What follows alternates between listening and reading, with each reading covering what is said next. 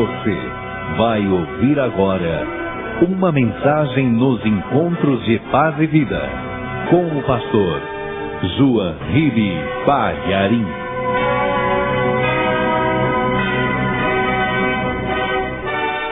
Mateus capítulo 26, versículo 26.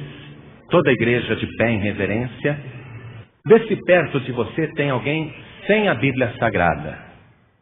Chega perto dessa pessoa. Mostra para ela onde você vai ler. Já acharam? Está escrito assim, ó.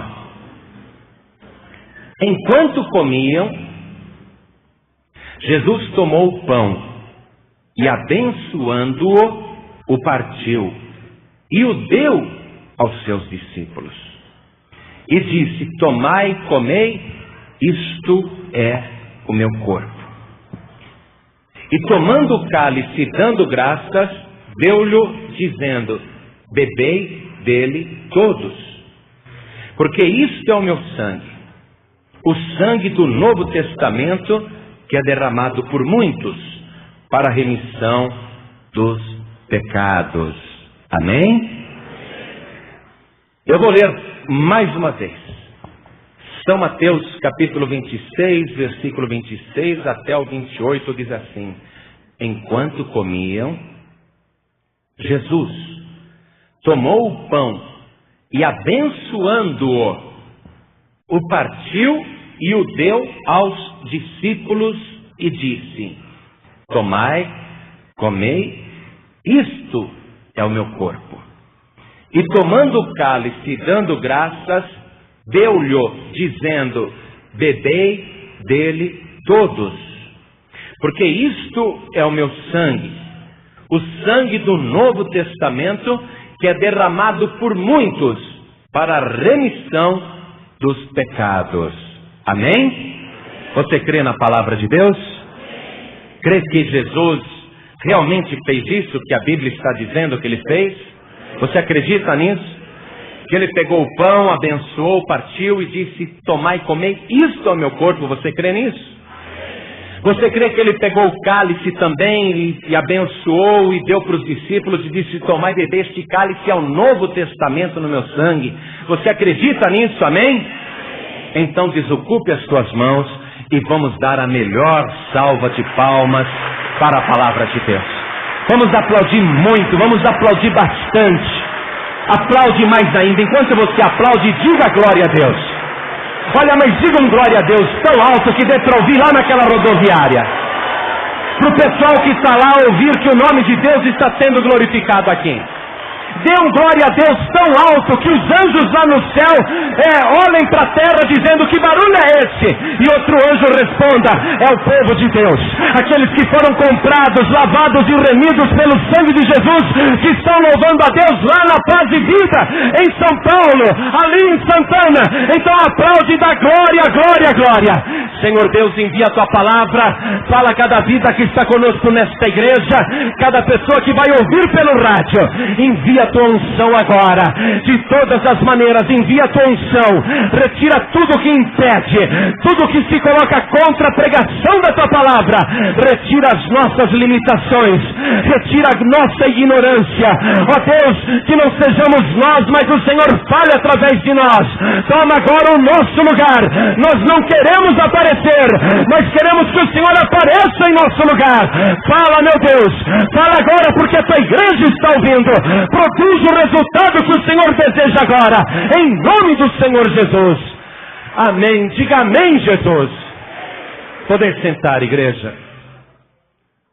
Quando Jesus disse essas palavras, ele ainda não tinha morrido na cruz. Porém, é a última noite dele como homem livre. É a última noite dele antes de se oferecer em sacrifício. E para isso ele faz a transição da Páscoa dos judeus. Ele encerra ali a celebração da Páscoa e inaugura a Santa Ceia. Ele participa da primeira ceia, ele institui a ceia. Isso é determinado pelo Senhor Jesus para que seja feito em memória dele. E Jesus deixa claro o que significa o pão e o que significa o vinho, dizendo que a sua carne verdadeiramente é comida e o seu sangue verdadeiramente é bebida, e quem come a sua carne e bebe o seu sangue tem a vida eterna.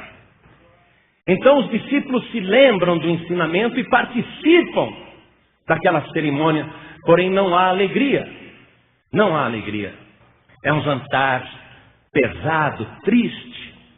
Os discípulos estão cheios de tristeza, porque Jesus Cristo diz claramente: eu vou morrer. Mas antes de morrer, ele faz essa transição. Transforma a Páscoa, que é uma celebração judaica, da passagem dos escravos do Egito para a terra prometida, para a liberdade. E ele também faz da Santa Ceia agora uma celebração de passagem da morte para a vida. Então ele declara tudo isso e os discípulos estão tristes. E logo depois de celebrar a Santa Ceia, Jesus vai desencadear 13 acontecimentos num curto intervalo de tempo. Num curtíssimo intervalo de tempo, ele cantou com os discípulos um hino logo após a ceia e foi para o Monte das Oliveiras. Não sabemos que hora ele foi, se era 10 da noite, 11 da noite, ou se já era o começo da sexta-feira, 0 hora de sexta-feira, 1 hora da manhã, mas ele foi para o Monte das Oliveiras.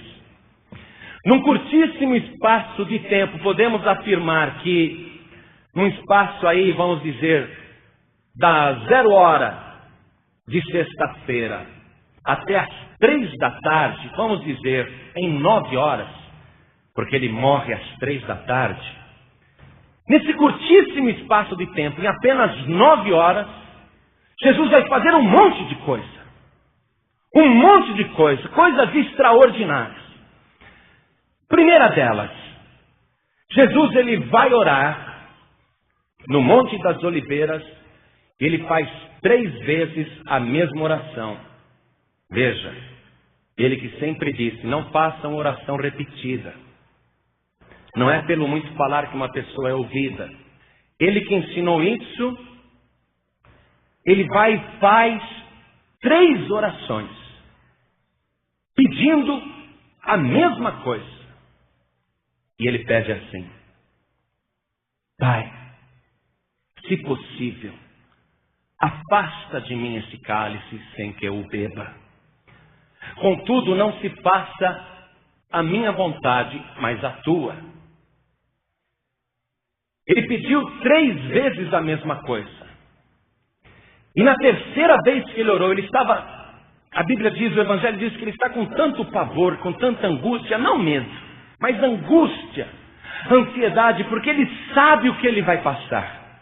Ele vai ser torturado, ele vai ser cuspido na cara, ele vai ser zombado, vai ser escarnecido, e finalmente, depois de muito apanhar, ele vai esvair o seu sangue numa cruz até morrer, a pior morte possível. Então, ele está se colocando diante de Deus e dizendo: Pai, se possível, passe de mim este cálice sem que eu o beba, contudo não seja feita a minha vontade, mas a tua.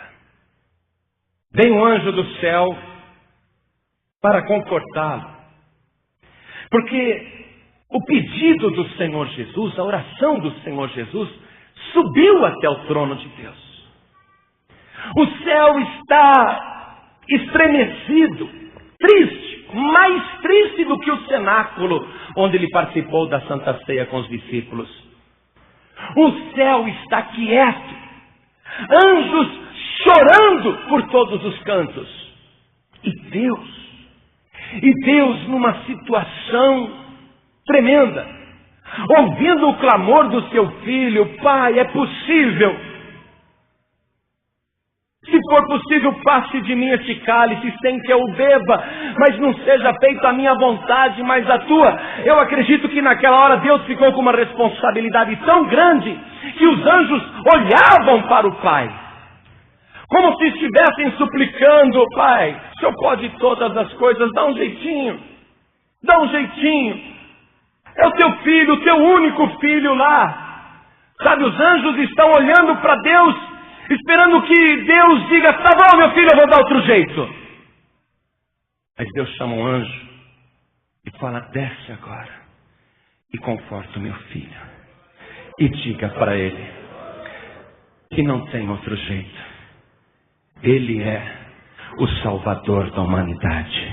Ele é o meu filho escolhido para resgatar a humanidade, para salvar a humanidade. Vai lá e conforta-o com estas palavras. E Jesus, depois de ter sido confortado pelo anjo, quando olham para ele, os discípulos, ele está banhado de sangue. Os discípulos vão olhar no lugar onde ele estava orando e o chão está banhado de sangue.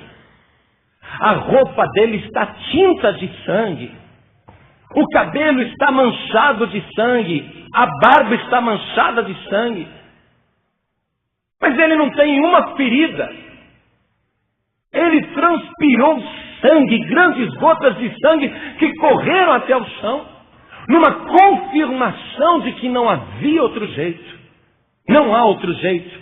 Veja comigo, na carta de Paulo aos Hebreus, no capítulo 9, no versículo 22, está escrito assim: e quase todas as coisas, segundo a lei, se purificam com sangue, e sem derramamento de sangue não há remissão de pecados. Quando Jesus estava suando aquelas gotas de sangue antes de ser pendurado na cruz, ele se transformou no próprio cálice. Ele se transformou no cálice que transbordava. Ele foi cheio ali. Ele foi cheio de uma tal maneira que ele transbordou aquele sangue. Não tem outro jeito não. Queridos, amados que estão aqui, você que acredita tanto em reencarnação, você que acha que vai viver muitas vidas até se aperfeiçoar e alcançar um plano superior, queridos, não se iludam. Deus só tem um filho, um só, único. Quando Jesus clamou: Pai, tem outro jeito de passar de mim esse cálice sem que eu o beba? Se existisse reencarnação, o anjo desceria do céu e diria para Jesus: olha, anuncia agora para todo mundo ser bonzinho, para todo mundo ser bom, e avisa todo mundo que eles vão viver muitas vidas até se aperfeiçoarem e alcançar um plano superior. Se existisse reencarnação, o anjo teria avisado, Deus teria avisado, mas aquele sangue que correu, que o Senhor Jesus suou antes de ser ferido na cruz, aquele sangue estava mostrando: não há outro jeito. Não há salvação de outra maneira, nem por reencarnação, nem por boas ações. A salvação vem unicamente pelo sangue de Jesus Cristo. A resposta está no rosto do Senhor Jesus. Ele é o Cordeiro de Deus que tira o pecado do mundo. Primeira coisa, começou a derramar o seu sangue, mostrando que não havia outro jeito. Logo depois de ter tomado a ceia, Jesus realizou essa primeira coisa: derramou o seu sangue sem ser ferido. Segunda coisa que ele fez, nesse curto intervalo de 9 horas, ele colocou por terra os seus inimigos sem mover um dedo. Leia comigo o Evangelho segundo São João, no capítulo 18, no versículo 6. Os homens estão chegando lá no Monte das Oliveiras para prender o Senhor Jesus. Eles vêm com tochas, porretes, varapaus, eles vêm com pedaços de madeira para que, se for necessário, provocar a maior pancadaria. Eles vêm armados com lanças, eles vêm armados com escudo. Os homens que vão prender o Senhor Jesus, além dos porretes, estão levando espadas. E eles sobem no Monte das Oliveiras, e eles chegam lá com autoridade para prender o Senhor Jesus. E quando eles chegam lá, São João 18,6 diz o seguinte: quando, pois, lhes disse, sou eu, recuaram e caíram por terra. Os homens chegaram lá com autoridade: viemos prender Jesus. Quem é Jesus? E Jesus disse, sou eu. E quando Jesus disse, sou eu, todos aqueles homens violentos, armados, decididos, determinados, obstinados, tendo na retaguarda todo o poder político de Roma, todo o poder religioso dos rabinos daquela época, todo o poder do inferno por detrás daqueles homens que estavam prontos para prender o Senhor Jesus, bastou o Senhor Jesus dizer, eu sou Jesus. Todos eles caíram por terra, todos eles sucumbiram apenas com esta palavra, eu sou Jesus. Jesus não poderia ter fugido? Sim ou não, igreja? Caiu todo mundo por terra. Ele podia virar para os discípulos e dizer, vamos sair correndo agora. Todo mundo desce correndo o Monte das Oliveiras. Aproveita que o jardim está escuro, cada um se esconde em algum lugar. Ele não poderia ter fugido? Aqueles homens não estavam prendendo o Senhor Jesus.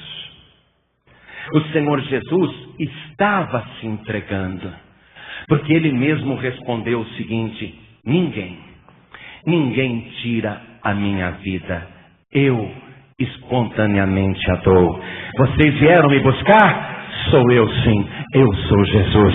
Vocês podem me levar, mas deixem os meus discípulos livres. Ali Jesus colocou os inimigos por terra, se entregou e livrou os discípulos. Terceira coisa que Jesus fez logo em seguida, Ele curou um homem que naquele instante foi golpeado com uma espada por um discípulo de Jesus, e aquele homem perdeu a orelha foi decepada. Pedro reagiu, sacou a espada e feriu aquele homem. Leia comigo Lucas 22:51. Vamos conferir na palavra de Deus.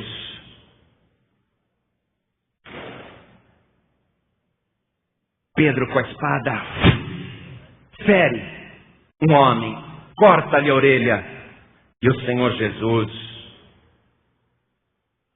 diz, e respondendo Jesus disse, deixai-os, basta, e tocando-lhe a orelha, o curou.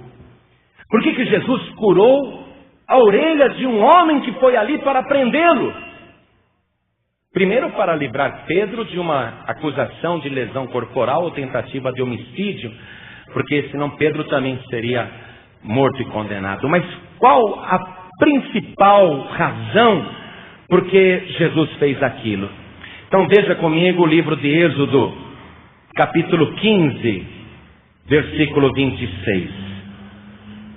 E disse, se ouvires atento a voz do Senhor teu Deus, e fizeres o que é reto diante dos seus olhos, e inclinares os teus ouvidos aos seus mandamentos, e guardares todos os seus estatutos, nenhuma das enfermidades porei sobre ti, que pus sobre o Egito, porque eu sou o Senhor que te sara. Jesus curou a orelha daquele homem para provar, está aqui, eu sou Jesus, o Senhor que te sara.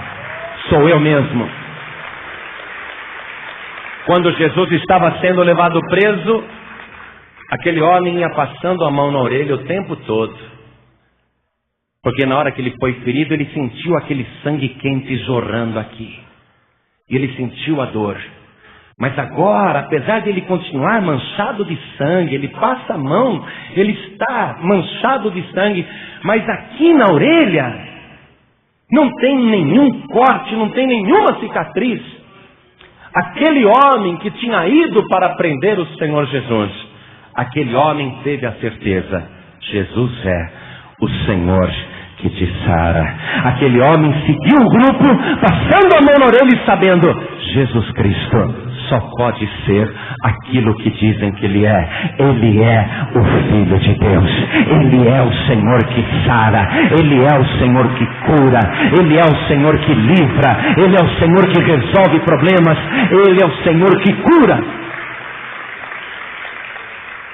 Jesus está sendo levado como prisioneiro e agora ele é interrogado por Pilatos. E Pilatos está dizendo: esse homem é inocente, vocês estão me entregando para que eu o crucifique, mas eu já interroguei, já examinei, eu não vejo nele crime algum. Esse homem não é um revolucionário, não é um terrorista, não é um malfeitor, não é um criminoso, eu já conversei com ele. Vocês peguem esse homem e levem vocês. E os judeus disseram: não, ele é criminoso sim, porque ele vem por toda a Judéia, desde a Galileia, ensinando que não se deve pagar tributo a César. E Pilatos disse: ele é da Galileia? Ele é galileu. Mas se ele é galileu, então o problema não é meu, porque a Galileia pertence ao Herodes. E eu ouvi dizer que o Herodes está em Jerusalém também por causa da Páscoa.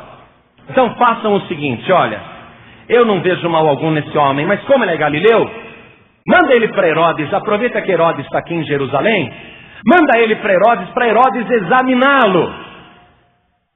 E Jesus é conduzido até Herodes, que o examina e também não vê nele mal algum, zomba de Jesus, veste nele uma capa vermelha, bate nele. Os soldados de Herodes judiam de Jesus e devolvem para Pilatos dizendo: examinamos esse tal de Jesus e não vemos nele crime algum. Pode soltar. Eles estão declarando que Jesus é inocente, mas estão pedindo a crucificação dele como inocente. Mas foi bom isso. Você já viu um tribunal julgar uma pessoa? Um tribunal, no caso, a última instância ali, Pilatos e Herodes, e os dois falarem: ele é inocente, solta esse homem. Você já viu um tribunal falar que uma pessoa é inocente e mandar ela para a morte logo em seguida? Foi bom que eles declararam que Jesus é inocente, para ficar comprovado que ele não tem nenhum pecado, não se achou nele nenhuma falta, ele é puro. Mas a consequência disso, o que Jesus acaba gerando aí nesse fato entre Pilatos e Herodes, confira comigo que o Senhor Jesus restabeleceu a amizade entre os dois. Lucas 23:12 diz assim: e no mesmo dia, Pilatos e Herodes entre si se fizeram amigos, pois antes andavam em inimizade um com o outro. É lógico que os dois estavam ali, também sendo um instrumento para cumprir as Escrituras. O próprio Jesus disse para Pilatos: nenhum poder teria sobre mim se não te fosse dado pelo meu Pai que está no céu. Mas é lógico também que eles estão querendo fazer média com os judeus. Querem atender a voz do povo. O povo está pedindo para crucificar Jesus. Mas veja o milagre que Jesus realizou sem eles pedirem. Herodes era inimigo de Pilatos. Pilatos não falava com Herodes. Eles tinham inimizade. Mas só a presença de Jesus serviu para unir aquelas duas pessoas. E desde aquele dia se tornaram amigos. Isso significa que ainda que eles estivessem planejando o mal ou deixando o mal acontecer com Jesus, o Senhor Jesus estava abençoando a vida daqueles dois homens com a sua presença. A presença do Senhor Jesus retirou a raiva que Herodes tinha de Pilatos. A presença do Senhor Jesus retirou a raiva que Pilatos tinha de Herodes. A presença do Senhor Jesus provocou a amizade entre os dois, que há muito tempo não se falavam e eram inimigos. Hoje você vai pegar o Senhor Jesus e você vai levá-lo para a tua casa. E a presença do Senhor Jesus dentro da tua casa vai provocar esse milagre também.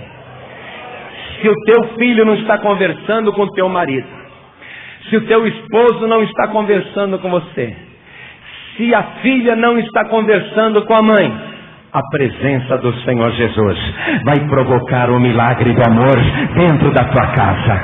O teu lar vai ser unido, todo rancor, mágoa, inimizade vai ser retirado pela presença de Jesus.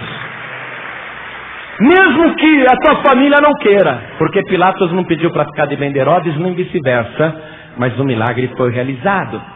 Quinta coisa, o Senhor Jesus salva um homem já condenado.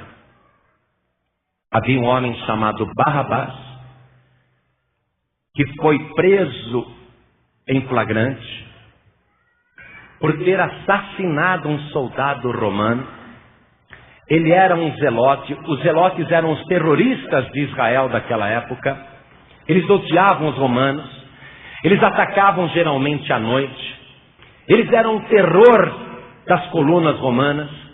Os soldados romanos que tinham que fazer plantão à noite ficavam apavorados, porque os zelotes vinham na calada da noite e cometiam assassinatos brutais. Barrabás era zelote. Barrabás foi preso porque matou um soldado romano. Barrabás cometeu um crime imperdoável para Roma. Roma não perdoava um crime desse, matou um soldado romano. Então Barrabás tinha que ser condenado. E qual era a condenação? A morte de cruz. Barrabás já estava com a sentença declarada. No dia da sua execução, ele seria morto na sexta-feira. Barrabás seria crucificado na sexta-feira. Veja comigo aqui, São Marcos, capítulo 15, versículo 15. O homem já está condenado.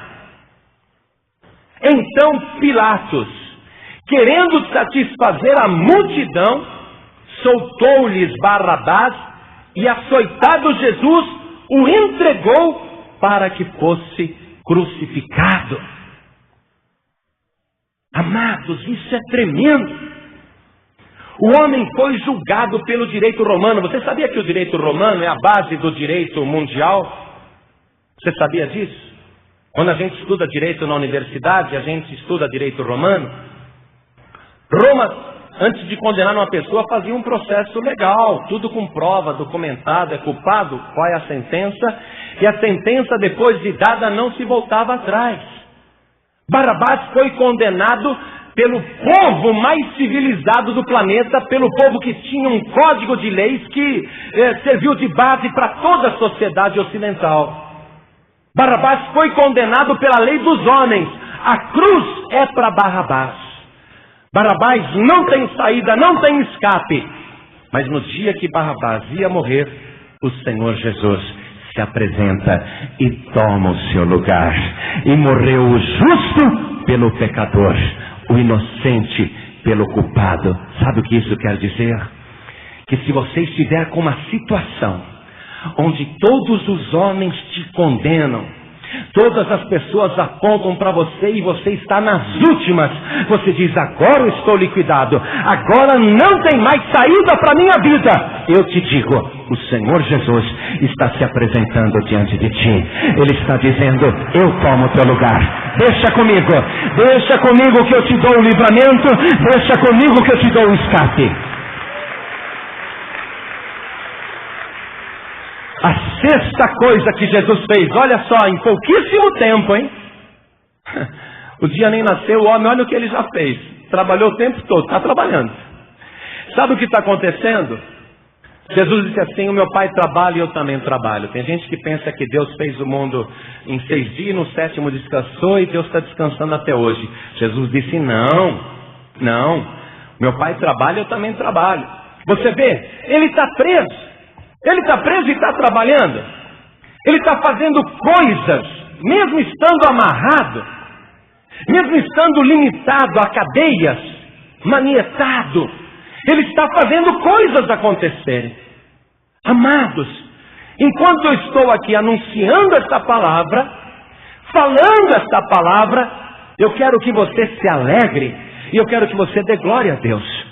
Porque o Senhor Jesus não está de braços cruzados, não. Enquanto você está ouvindo o Evangelho, Jesus Cristo está trabalhando para você. Enquanto você está ouvindo esta palavra, o Senhor Jesus está operando na tua vida.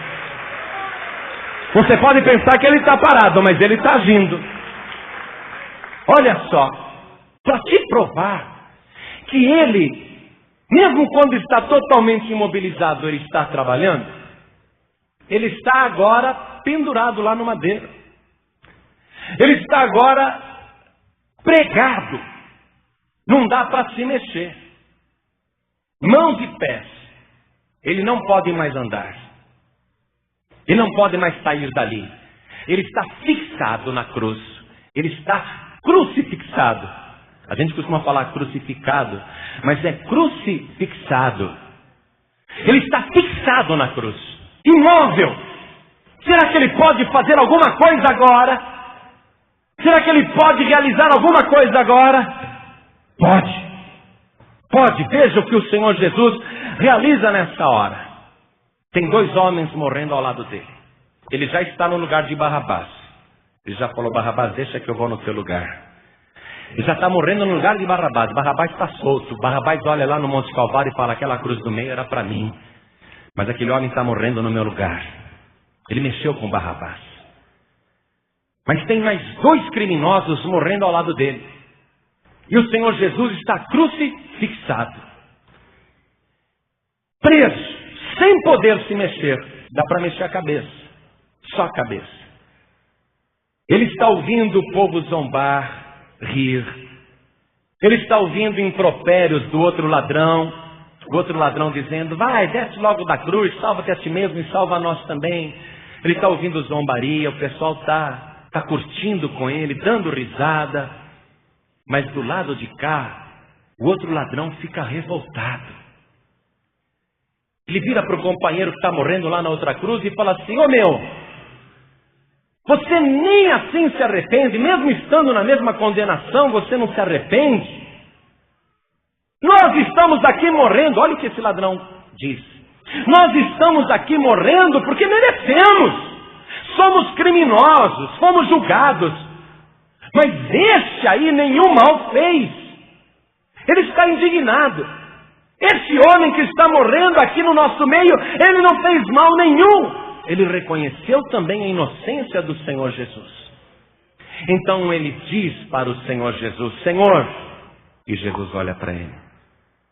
E ele diz: lembra-te de mim quando entrares no teu reino. E ali fixado, sem poder se mexer, Jesus salva a vida daquele bandido. Jesus diz: ainda hoje estarás comigo no paraíso.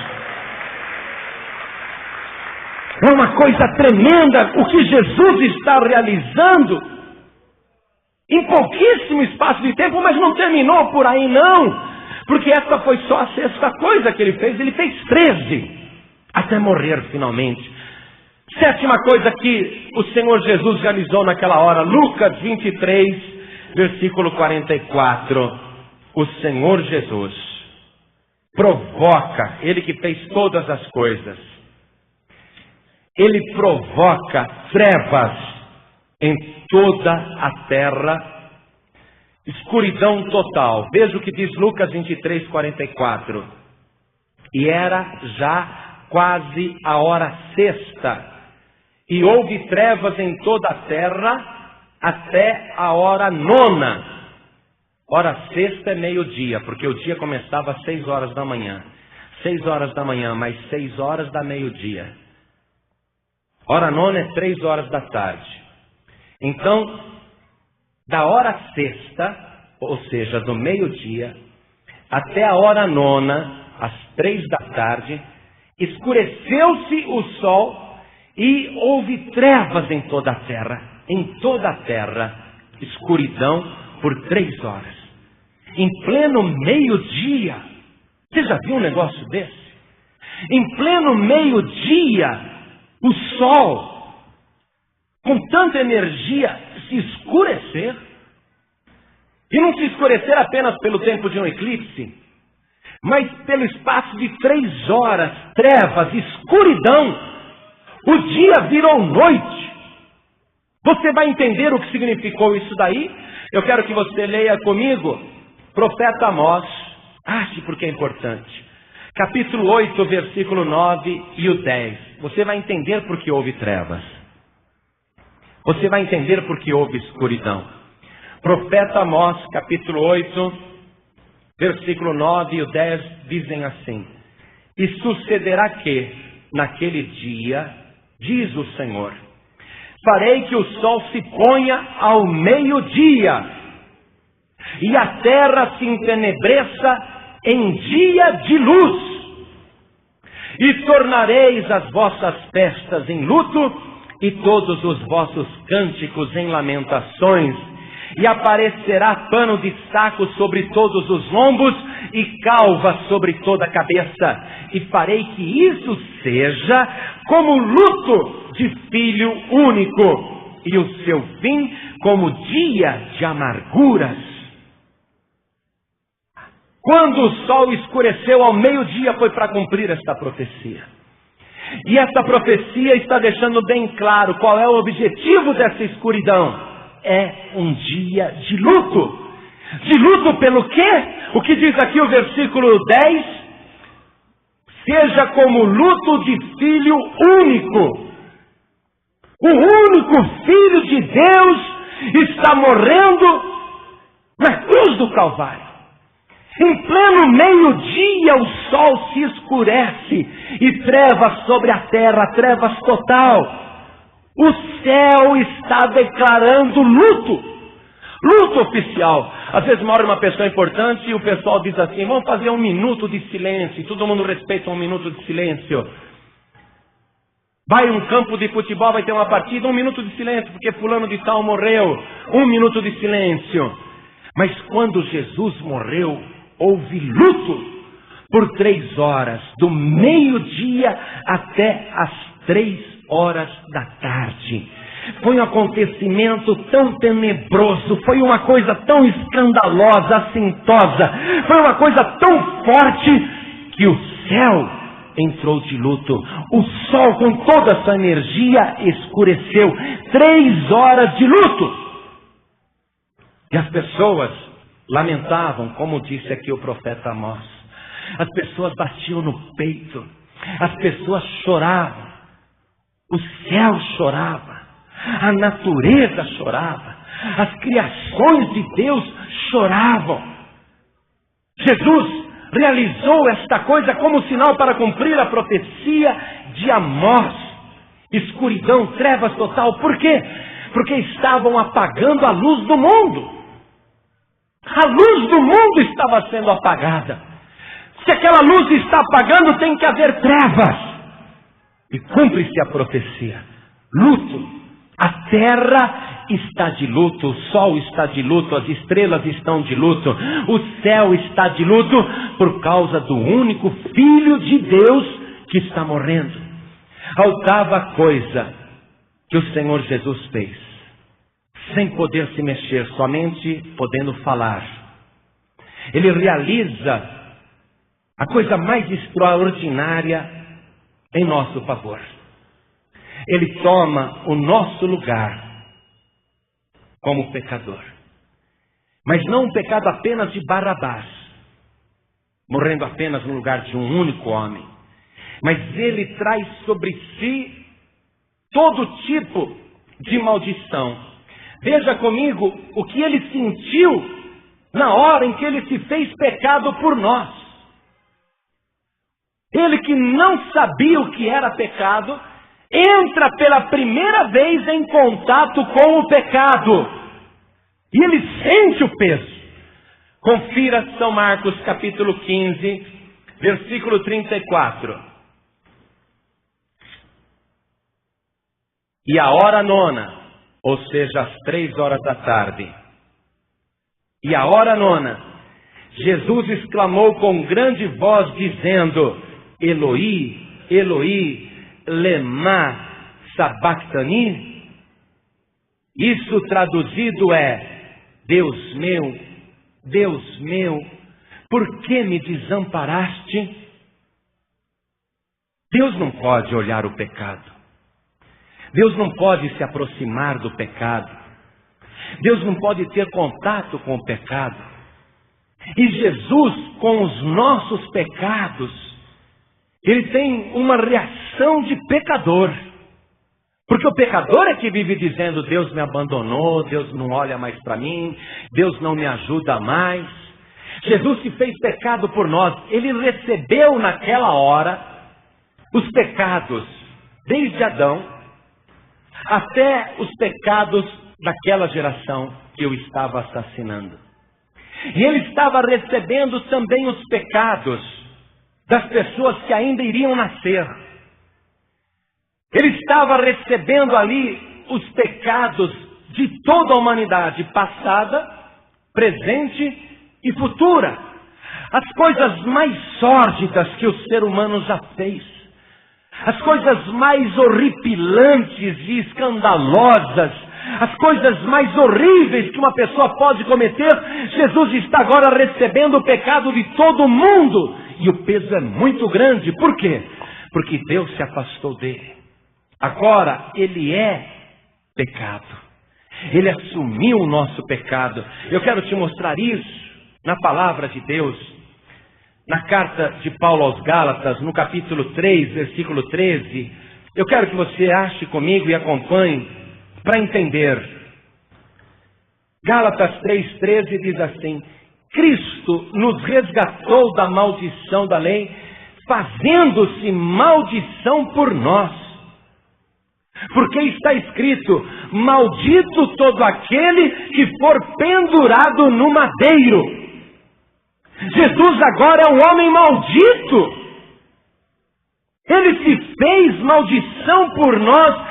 Toda maldição caiu sobre ele. Ele é maldito por nossa causa. Ele que nunca fez nada errado se tornou uma pessoa maldita agora. Veja comigo também, segundo aos Coríntios capítulo 5, versículo 21. Está escrito assim: aquele que não conheceu o pecado, o fez pecado por nós, para que nele fôssemos feitos justiça de Deus. A coisa extraordinária, a oitava coisa que Jesus fez ali, fixado na cruz, ele se tornou pecado por nós. Ele se tornou maldito por nós, para que você e eu, sim, nós dois, que éramos malditos. Eu era um homem maldito, você era um homem maldito, você era uma mulher maldita, você estava amaldiçoada, você estava condenada, a maldição estava sobre você, mas o Senhor Jesus assumiu ali toda a maldição sobre ele. Ele assumiu a nossa maldição. Ele se fez maldito por nós. Ele que não tinha pecado se tornou pecado por nós. E ele está dizendo ali: Eloi, Eloi, lama sabachthani. Ele está falando com o Pai: Deus meu, olha para mim agora. Naquele momento ele foi desamparado, porque ele é só pecado. Todos os pecados estão sobre ele. Ele está levando sobre si as nossas iniquidades, as nossas transgressões. E ele está falando com o Pai: Pai, por que me desamparaste? Ele está carregando ali todos os nossos pecados, realizando esse milagre portentoso, uma coisa tão poderosa que tem valor até hoje. Você acha que Deus vai desprezar isso? Você acha que Deus não vai levar em consideração isso? olha, eu não valho nada, você não vale nada, mas o Senhor Jesus achou que eu valho, o Senhor Jesus achou que você vale, Ele achou que você vale tanto, que Ele deu a sua vida preciosa na cruz do Calvário. Você que não valia nada, eu que não valia nada, agora nós valemos muito, valemos mais do que todo o ouro e toda a prata do mundo, porque Jesus tomou o nosso pecado. Você acha que Deus vai ignorar isso? Você acha que Deus vai rejeitar tamanho sacrifício, o único filho? O céu está de luto. Aí, o pior pecador vem na igreja, a pessoa que mais aprontou. Ela ouve o Evangelho, ele ouve o Evangelho, e quando nós perguntamos quem quer entregar sua vida para Jesus, quem quer aceitar Jesus como único Salvador, quem quer receber o sacrifício de Jesus na cruz do Calvário, aí essa pessoa levanta a mão e fala, eu quero. Ela vem aqui na frente, aceita Jesus como Salvador. Aí você acha que Deus tem outra saída?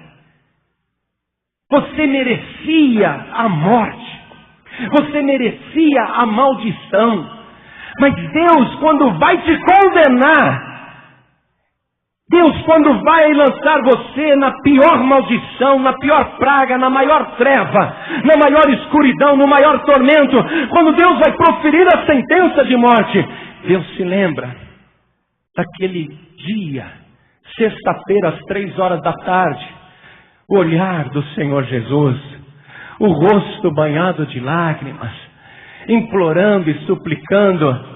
Ai, Deus que ia te condenar, Ele olha para o seu filho Jesus e Ele diz, está bem, meu filho, então eu vou salvar esta pessoa por causa do teu sangue precioso.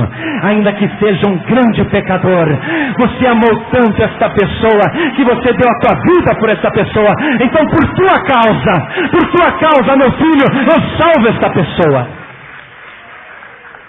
É um milagre extraordinário. Vamos adiantar um pouco mais aqui. A nona coisa que o Senhor Jesus fez ali, fixado na cruz, Ele eliminou todas as barreiras entre Deus e os homens. São Mateus capítulo 27, versículo 51.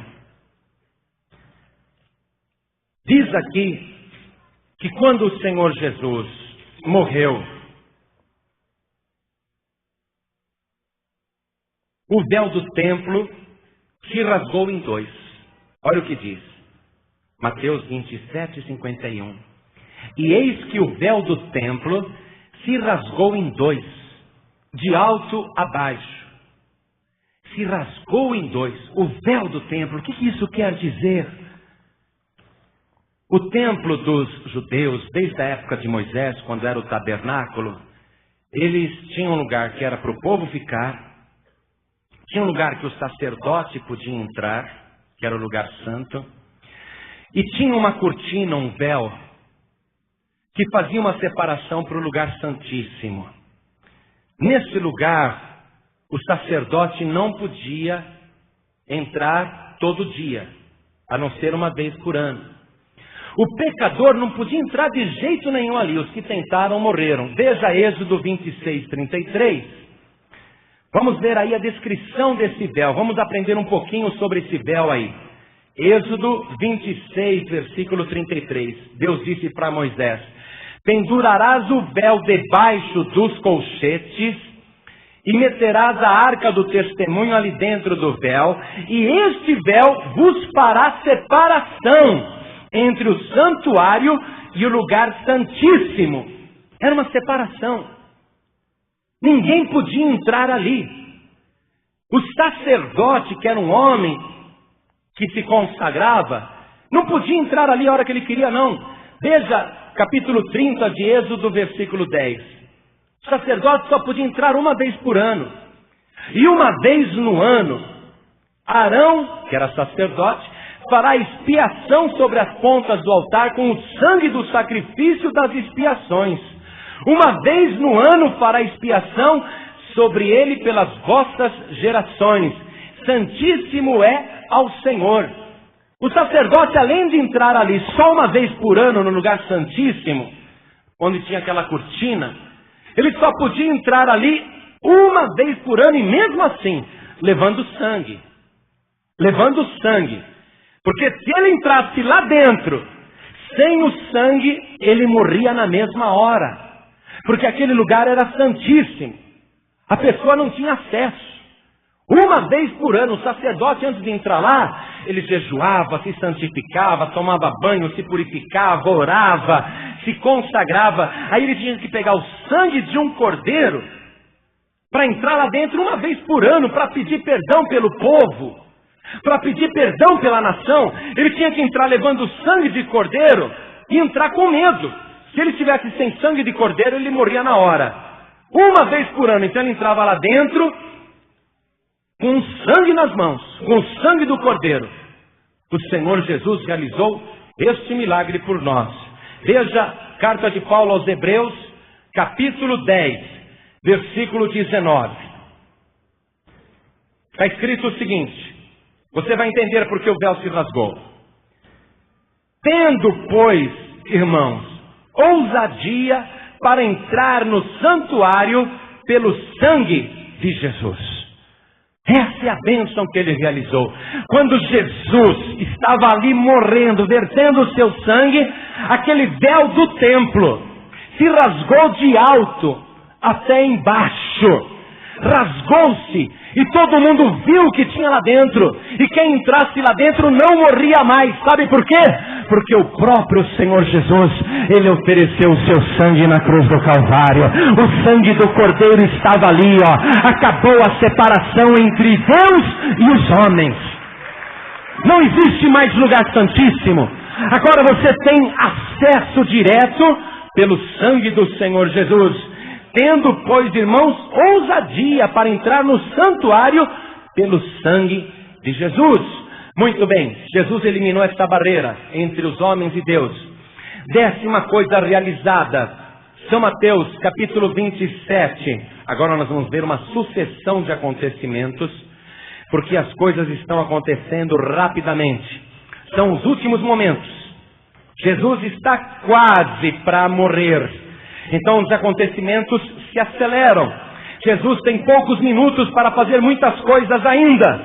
Então ele começa a acelerar tudo, as coisas começam a acontecer rapidamente. Veja só, logo que o véu do templo se rasga de alto a baixo, tremeu a terra e fenderam-se as pedras. Quando Jesus clamou e entregou o Espírito, houve um terremoto. A terra estremeceu.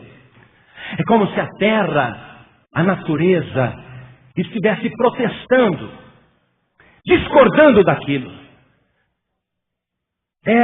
condenando os homens. Um terremoto na terra, um terremoto, a terra estremeceu, as pedras se romperam, a terra estava protestando, a terra que foi criada por ele estava protestando.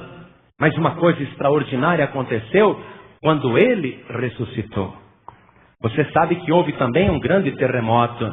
Aí no capítulo 28, versículo 2, quando Jesus ressuscitou, houve também um grande terremoto. Tivemos 2 terremotos aí. Tivemos 2 terremotos tremendos. O primeiro, quando ele morreu. A terra estava dizendo, vocês são loucos, vocês são cegos, vocês são piores do que bestas. Vocês não têm entendimento. Vocês são irracionais. A terra estremeceu para protestar. Vocês mataram o Filho de Deus. Mas quando Jesus ressuscitou, a terra estremeceu mais forte ainda, porque a terra estava anunciando, vocês mataram Jesus, mas o meu Criador ressuscitou. O Senhor Jesus está vivo de novo. Aquele que estava no seio da terra, a terra o recebeu. Eis que agora ele está vivo para todo sempre. Jesus continua realizando coisas. Versículo 52. Os sepulcros foram abertos. Esta foi a 11ª coisa. E abriram-se os sepulcros, e muitos corpos de santos que dormiam foram ressuscitados. Jesus, ele abriu as sepulturas Foi a 11ª coisa. E a 12ª, ele ressuscitou esses mortos aqui. Sabe o que isso significa? Que o sacrifício do Senhor Jesus foi algo tão poderoso e tão tremendo, foi algo tão extraordinário, que os que estavam mortos, aqueles que morreram em Deus, não pense você que os pecadores saíram da sepultura não, viu? Jesus não abriu todas as sepulturas lá do cemitério não. Olha aqui, ó. Ele abriu os sepulcros dos santos, os profetas que viveram no passado. Ele não foi abrindo sepultura de pecador não. Ele vai fazer um demônio ressuscitar? Ele vai fazer um cabra ruim ressuscitar? Não, os corpos dos santos, os sepulcros foram abertos e foram ressuscitados. Veja 1 Coríntios capítulo 15, versículo 51. Vamos lá, rapidinho, vai igreja. 1 Coríntios 15, 51. Eis aqui vos digo um mistério. Na verdade nem todos dormiremos, mas todos seremos transformados. Num momento, num abrir e fechar de olhos, ante a última trombeta, porque a trombeta soará e os mortos ressuscitarão incorruptíveis e nós seremos transformados. Se você estiver em Jesus Cristo, a morte do Senhor Jesus vai fazer você levantar da sepultura. Se você confiar nesse sacrifício, Ele vai repetir o milagre da ressurreição na sua vida. Mais uma garantia quanto a isso, sobre o poder da morte de Jesus. Veja aí na primeira carta ainda aos Coríntios 15, versículo 20. Veja o versículo 20. Mas agora, Cristo ressuscitou dos mortos e foi feito as primícias dos que dormem. Porque assim como a morte veio por um homem, também a ressurreição dos mortos veio por um homem. Porque assim como todos morrem em Adão, assim todos também serão vivificados em Cristo. Você sabia que Deus não fez o homem para morrer? Por causa de Adão é que o tempo de vida foi diminuindo. Aquele vigor que Deus havia dado, o vigor divino foi desaparecendo. Os anos de vida foram diminuindo e hoje o homem vive 70, 80 no máximo. Por causa de Adão. Deus não criou a morte não. A morte é consequência do pecado. Deus disse no dia, Adão, que você comer do fruto daquela árvore, certamente morrereis. Por isso que veio a morte. Adão trouxe a morte.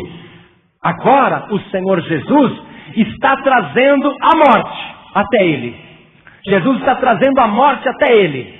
Ele tinha que enfrentar a morte. Ele estava na cruz do Calvário. A morte está vindo ao seu encontro. A morte o encontra. O Senhor Jesus entra em guerra com a morte. E para provar que ali ele venceu a morte, aquelas pessoas que estavam sepultadas em Jerusalém, aquelas pessoas que eram santas, aquelas pessoas que eram de Deus, os profetas da antiguidade, eles ressurgiram da sepultura para declarar que eles estavam vivos através da morte de Jesus Cristo, porque Jesus deu a vitória contra a morte. Jesus venceu a morte na cruz do Calvário. Ele chamou a morte para a briga. Ele chamou a morte para um duelo e ele venceu a morte. Por isso que as sepulturas foram abertas. Agora, a 13ª coisa que Jesus fez, e nós vamos terminar, está em São Mateus, capítulo 27, versículo 54. São Mateus 27, 54, diz assim: e o centurião e os que com ele guardavam a Jesus, vendo o terremoto e as coisas que haviam sucedido, tiveram grande temor e disseram: verdadeiramente este era o Filho de Deus. Um homem que crucificou Jesus e ficou ali até a hora que ele morresse, aquele homem se converteu debaixo da cruz. Só que ele teve uma fé defeituosa. Ele disse: verdadeiramente este homem era o Filho de Deus. Já era. Ele era o Filho de Deus. Ele creu, mas ele creu num Jesus morto. Muita gente acredita num Jesus morto. Ah, Jesus viveu no passado, acredito que ele existiu sim, mas acredita num Jesus morto. Esse homem está convertido, ele acredita num Jesus morto. Ele é de verdade. Não, ele era, verdadeiramente ele era o Filho de Deus. A fé dele é defeituosa. A fé deste homem tem problema. Ele acha que Jesus já era. Agora leia Apocalipse, capítulo 1, versículo 18. O Senhor Jesus aparece para João e o Senhor Jesus diz: eu sou o Alfa e o Ômega, aquele que vive. Eu fui morto, mas eis aqui, estou vivo pelos séculos dos séculos, amém? E tenho as chaves da morte e as chaves do inferno. Jesus está vivo para todos sempre. E você sabe o que diz a carta de Paulo aos Hebreus, capítulo 13, versículo 8? Jesus Cristo é o mesmo ontem, hoje e eternamente. Se você pensa que ele é o mesmo, aquele coitadinho lá, que foi esbofeteado, escarrado, torturado, zombado, se você pensa que ele é o mesmo nesse sentido, porque tem gente que fala, se Jesus aparecer hoje é capaz de matarem ele de novo. Jesus é o mesmo ontem, aquele lá da criação, é o mesmo ontem, hoje e eternamente. Este mesmo Jesus é aquele que tem todo o poder no céu e na terra. Ele não é mais o pobre Galileu que foi ali ser questionado, investigado por Herodes. Ele não é mais aquele judeu pobre, carpinteiro. Ele não é mais aquele homem empoeirado, suado, que tinha fome, sede, que tinha cansaço. Ele não é mais aquele homem que era zombado, escarnecido, não. Ele é o mesmo de sempre. Aquele mesmo poderoso, aquele mesmo eterno, aquele mesmo bendito, aquele mesmo misericordioso, aquele mesmo poderoso, aquele mesmo Jesus está hoje aqui mesmo, com a mão poderosa estendida para te salvar, com a mão poderosa estendida para te perdoar. Todas as bênçãos que você quer na tua vida, aquele mesmo Jesus está aqui para te dar. O que é que você quer que ele faça? Você viu as 13 coisas que ele fez entre as 0 hora de sexta-feira, depois de ter tomado a ceia que você também vai tomar. Essa mesma ceia que você também vai tomar. O que você está querendo que Jesus faça? Eu vou dizer para você isto mais uma vez para você tomar posse da bênção. Jesus fez 13 coisas em 9 horas. E ele fez tudo isso depois de ter tomado a ceia. Você vai tomar a santa ceia do Senhor. Você vai comer a sua carne e vai beber o seu sangue. E você vai ver o que o Senhor Jesus vai fazer na tua vida no espaço de 9 horas. Eu profetizo esta bênção para você. Você vai ver o que Jesus vai fazer na tua vida em curto espaço de tempo. Jesus vai colocar primeiro por terra todos os teus inimigos. Mas eu não estou falando daquele vizinho macumbeiro e nem daquela pessoa que te persegue no serviço. Eu estou falando de inimigos verdadeiros. Aquele inimigo que quer tragar a sua alma, aquele que vive rugindo ao teu derredor como se fosse um leão. Este inimigo, ele vai cair por terra, porque entre você e ele está o Senhor Jesus. Ele vai colocar por terra este inimigo infernal. O Senhor Jesus, ele vai sarar as tuas enfermidades, porque ele vai dizer para você: eu sou o Senhor que te sara. O Senhor Jesus vai provar que ele é o médico dos médicos na tua vida. O Senhor Jesus, ele vai acabar com toda inimizade na tua família, dentro da tua casa. Pode dizer adeus às brigas. O teu lar era o inferno. Hoje você vai estar levando o Senhor Jesus para a tua casa. Jesus vai unir os teus familiares. Jesus vai dar a bênção da paz. Jesus vai realizar coisas tremendas. Toda condenação e maldição que está sobre a tua casa, sobre a tua família, Jesus vai levar embora hoje. Você crê no que Jesus disse? Ele disse: tomai e comei, isto é o meu corpo, isto é o meu sangue. Quem come a minha carne e bebe o meu sangue tem parte comigo. Você acredita nisso? Então hoje você vai levar essas bênçãos para casa, porque o Senhor Jesus vai com você. Ele vai dentro do teu corpo, Ele vai dentro do teu sangue, Ele vai dentro da tua carne, Ele vai dentro do teu coração, Ele vai dentro da tua mente, Ele vai dentro do teu espírito. E o Senhor Jesus, depois desta santa ceia, meu querido, minha querida, você vai ver. Quando ele morreu, houve um terremoto. Quando ele ressuscitou, houve também um terremoto maior ainda. Mas agora, o Senhor Jesus, Ele vai provocar um terremoto na tua vida, porque Ele de verdade vai viver dentro de você. Hoje você sai daqui com esse Cristo vivo, com esse Jesus que é o mesmo, ontem, hoje, eternamente. É esse Jesus que você vai levar. Quando Jesus aparecer visivelmente para destruir o reino da Babilônia, o reino do mundo. Quando Jesus aparecer para destruir o reino do anticristo, destronar totalmente Satanás, antes dele aparecer, vai haver também um terremoto terrível, como nunca houve sobre a terra. Só para terminar, vamos concluir a palavra de Deus dizendo o seguinte, amados: o Senhor Jesus, Ele vai voltar. Ele vai voltar primeira vez secretamente para arrebatar a igreja, mas depois visivelmente para o mundo, no final da grande tribulação, e vai vir esse terremoto. Veja comigo Apocalipse 16, versículo 18. Para terminar. E houve vozes, e trovões, e relâmpagos, e um grande terremoto, como nunca tinha havido desde que há homens sobre a terra, tal foi este tão grande terremoto. Quando Jesus vier visivelmente para anunciar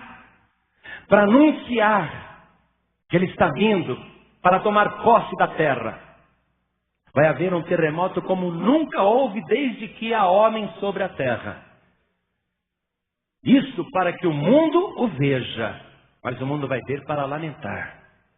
Para lamentar. Hoje você está sentindo o impacto da palavra de Deus, como se fosse um terremoto na tua vida. E você está acreditando realmente que Jesus está vivo. E que Jesus tem todo o poder. Então, Jesus provocou tudo isso para que hoje você pudesse tomar posse da tua bênção. Ou você agora faz o que Jesus fez, ou não haverá esperança para você. Quando Jesus estava para ser preso, ninguém o prendeu, não. Ele se entregou. Ele disse para Pedro, quando Pedro feriu lá o servo do centurião, quase arrancou fora a orelha de Malco, Jesus disse: Pedro, você acha que eu não poderia orar ao meu Pai agora? O meu Pai não podia me mandar mais de 12 legiões de anjos? Sabe o que é uma legião? É calculado em 6.000.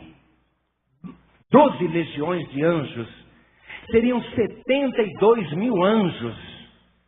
Dava para tomar conta de toda Jerusalém, mandar os romanos embora, entronizar Jesus naquela hora. Mas ele não quis, porque ele se entregou. Jesus, ele se deu. Ele foi o primeiro a se entregar. Se você não fizer a mesma coisa, não há esperança para você. Você tem que se entregar. Você tem outras saídas? Jesus também tinha. Mas Jesus se entregou espontaneamente. Jesus se deu. Você precisa se dar. Você precisa se entregar. Você tem outras saídas. Você tem aquela lá, a principal. Uma saída bem grande. Mas aquela saída lá conduz para a perdição. Ó. Você tem aquela saída. Lá fora, você vai para a perdição. Jesus, ele está aqui te chamando. para você espontaneamente se entregar. E você agora está diante de uma decisão importante. Jesus esteve diante dessa decisão quando foi orar no Getsemane. Pai, se possível, passa de mim este cálice sem que eu o beba.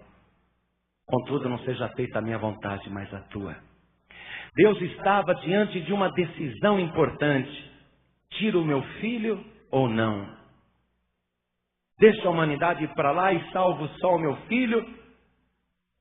Ou salvo a humanidade? Deus também teve que tomar uma decisão importante. Você também tem que tomar uma decisão importante. Agora. Se entrega ou não se entrega? Ninguém vai te obrigar. Pode ter certeza. Neste momento, nada te impede de se entregar.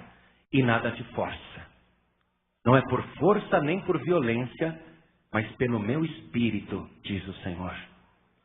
É você que tem que ir voluntariamente. Você é a pessoa responsável pela morte de Jesus.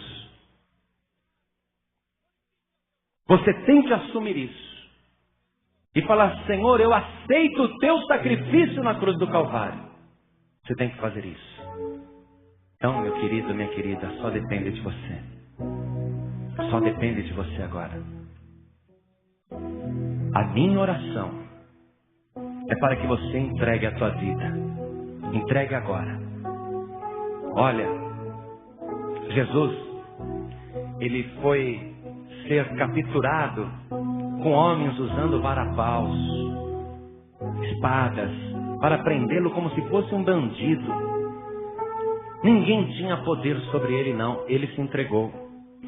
Agora, também tem uma multidão de anjos, exércitos de Deus, com espadas também na mão. Mas nenhum deles vai te obrigar. É você que decide, quer se entregar ou não. Mas tem que se entregar. Jesus se apresentou e disse, sou eu. Levem a mim. Você tem que se apresentar agora e dizer, sou eu sim. Foi por mim que Jesus morreu. Você tem que se entregar. O convite é simples. Eu vou perguntar quem quer entregar sua vida para Jesus. E tudo o que você precisa fazer é levantar a tua mão e falar, eu quero. Sou eu que quero. Só isso. Quantos hoje querem entregar a sua vida para Jesus? Levante a sua mão direita. Ergue a sua mão direita bem alto. Se entrega para Jesus espontaneamente. Todos que ergueram as mãos, vem aqui para frente agora. Vem para cá. Todos que ergueram as mãos. Vem para cá. Venha, do jeito que você está. Você viu que Jesus só quer salvar. Ele está trabalhando hoje só para salvar. Vem para cá. O tempo todo ele só trabalhou para salvar. Vai valer a pena se você aceitá-lo. Você acabou de ouvir uma mensagem nos Encontros de Paz e Vida com o pastor João Ribe Palharim. Participe você também dos Encontros de Paz e Vida, às 8 horas da manhã, às 3 horas da tarde e às 7 horas da noite. Comunidade Cristã Paz e Vida, lugar de gente feliz.